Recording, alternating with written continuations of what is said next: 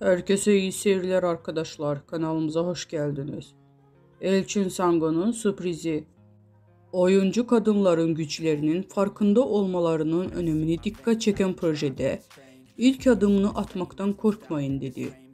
Kız Sözü Akademi'ye seçilen 250 kadında Doktor Sinan Can'dan da eğitim alacak. Evet arkadaşlar, biz de Elçin Sango'nun yepyeni karelerini sizler için düzenleyip video haline getirdik. Buyurup izleyebilirsiniz.